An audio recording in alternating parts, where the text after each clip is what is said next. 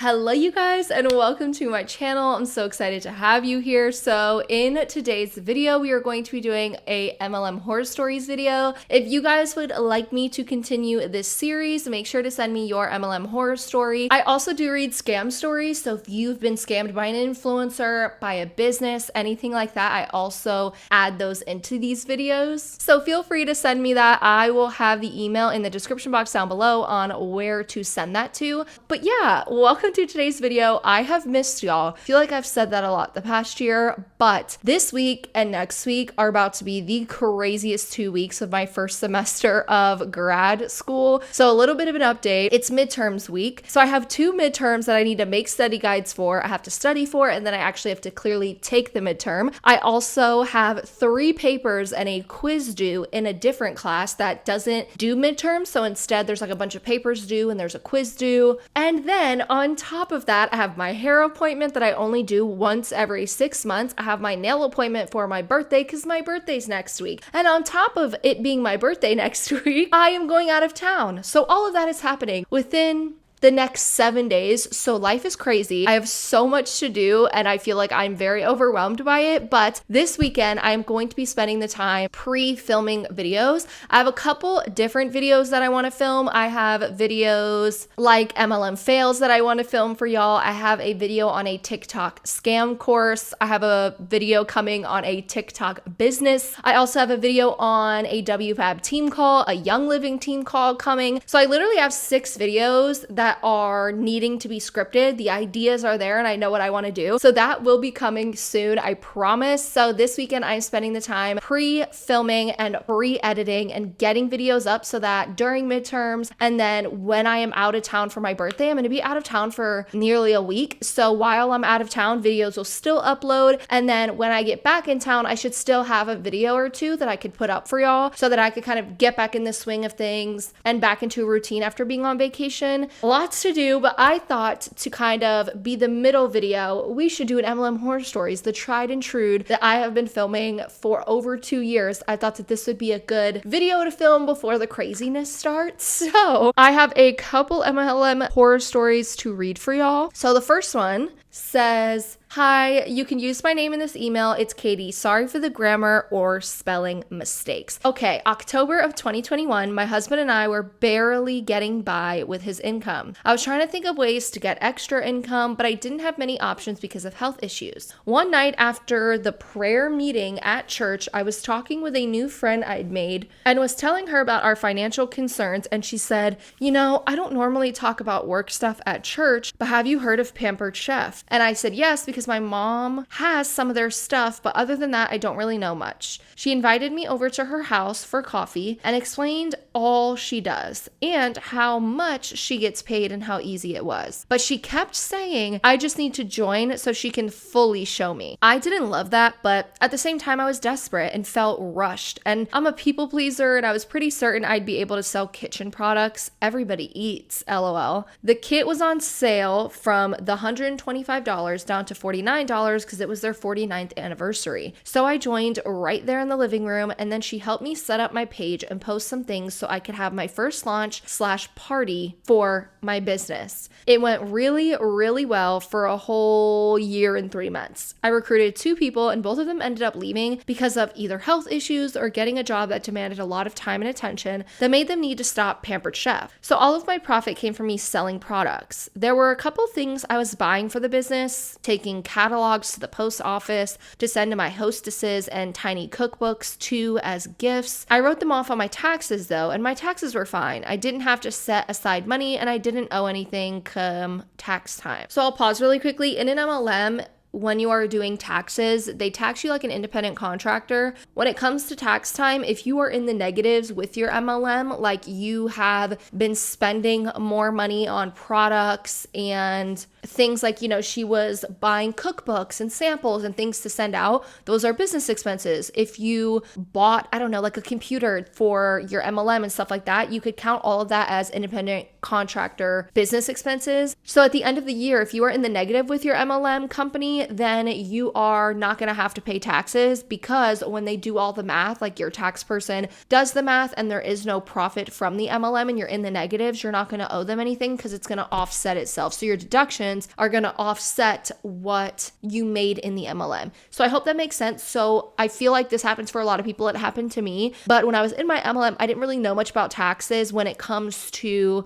independent contractors or businesses. I didn't know how all of that worked. So I didn't recognize, oh, Deanna, hello, you're in the negative. That's why you're not having to pay money on your taxes. Like, because you're in the negative every year in your MLM. So I think I did 2 taxes with my MLM. And then I had like 3 months when I quit that went into a new year. So I had to also claim that. But again, I was in the negative. So at the end of the day, I didn't end up having to pay anything. So I'm personally assuming, and I don't know about this person, but I'm assuming that they were in the negative and she didn't profit in her MLM since she wasn't having to pay taxes because her deductions outweighed what she earned. So if you're in an MLM right now and you're watching this video and you've been in it for years and you're not having to pay any taxes come tax time after you do your tax stuff with your tax person, how many times am I saying tax? That's because you're in the negative year after year after year. So look at what you're earning and what you're spending. Okay, let's continue. She said, when I first joined, it was very stressful because of my new relationship with this friend. Literally, all we talked about was the business and Pampered Chef and the team. I didn't like talking to her very much anymore, and I dodged her at church. We don't even speak ever anymore because of how rude and manipulative she is to me now. Her upline's upline, we'll call her Beth, had a whole system we could use for making the parties, posting in the parties and all that, but I eventually moved away from that and developed everything for myself because it was so exhausting and demanding to do everything she wanted us to do. My job works perfectly well for me doing it the way I have been doing it, but since January 2023, it's been very slow. And while talking to my husband about it, I said that I think I've reached my oversaturation limit. Everybody I talk to says they don't want to have a party because 1, they have had one recently, or 2, all their friends have been having them and they're burnt out. Unfortunately, yes, we cold/warm message people. I didn't realize what that was until I started watching you. Now I'm disgusted with myself. We decided I'll do PC till it naturally dies out and I just become an inactive consultant because I don't have any sales for 6 months. I'm not sure what the comp plan is exactly because honestly, my upline never talked to me about that. I know we get somewhere between 20 to 25% commission on each sale. I know we have to get $150 in sale every month to keep our career sales. We're allowed to have 1 month of leniency, so we could get $150 in January but not February, and then get $150 in March and be fine. And we need to get $30 in sales every month to stay active. Now, back when my upline and I were first putting my job all together, we were having some major issues between us because she was being a jerk to me and I wasn't taking it. I eventually talked to Beth about her and she said I could come to her and ask her stuff instead of going to my upline, and said it was ridiculous the things my upline was saying to me. Well, since then, Beth has ranked way up and earned massive vacations and even has a check mark by her name on Instagram. I don't know if that's something you earn or if you just do yourself, but all I'm saying is she's getting way up there. She no longer lets me ask her questions and either says, did you check with your upline? Or you always check the website first to find the answer. So that's great. I pretty much left all the group chats and I don't talk to literally anyone on my team anymore because of the attitudes and fakeness. Someone recently left our team and removed themselves from the group after posting a sweet, innocent message in which they stated they didn't know what they were doing and life was crazy, so they didn't have time to figure it out or really do this. Then my upline proceeded to tell everyone that she was sorry that she left the group and that she didn't find the time to get her business going. I reached out to her several times, but she didn't want my help. We will never force you to do anything. This is your business, end quote. So that opened my eyes to how culty my upline is getting. Honestly, I see a lot of cult resemblances starting up in my team. I guess I joined when we were rather small and it's getting worse as we grow. Thank you for the time that you take to educate and read people's horror stories and react to videos. Thank you so much for sending me yours. One thing that you mentioned was about Instagram, like getting verified. You can now purchase verification. I think the month that started was March of 2023, if I'm not mistaken. I don't think it was 2022. Yeah, I think it was this year. So March of 2023, you are now able to purchase a verification badge. So I think it costs anywhere from between like $12 to $15 per month. So it really just depends. Your upline could have gotten that if she has a really large following and stuff like that. But if she has a smaller following and stuff, she most likely pays for her check mark. Now, I do know a couple of people who pay for it because it does help you if people try to make fake accounts of you. So when it comes down to people making fake accounts of people, it happened to me before. Someone made a fake account. They literally took the time to screenshot every photo on my Instagram. When I tell you guys, how many photos do I have? I literally have 400 photos. Someone took all of my 400 photos, every caption, followed all of my followers, like did all of that. And then they tried to make themselves look real. And the issue I was really getting with Instagram is because I wasn't verified on Instagram, people were not able to report that account and then link mine. So when you are verified, if people are trying to pretend to be you and they make fake pages of you, what your followers can do and what you can do is you can go to that fake profile and you can click on it and you can say, hey, I want to report this person for impersonating me or my friend. And then you can link the account, but you can only link verified accounts. So I do know some people who verify their accounts not because they want to look cool and stuff, but because they have people making fake accounts of them all the time. And this does help to stop that and helps to allow Instagram to respond more quickly to you because Instagram doesn't really have like a line you can call or email and stuff like that. So yeah,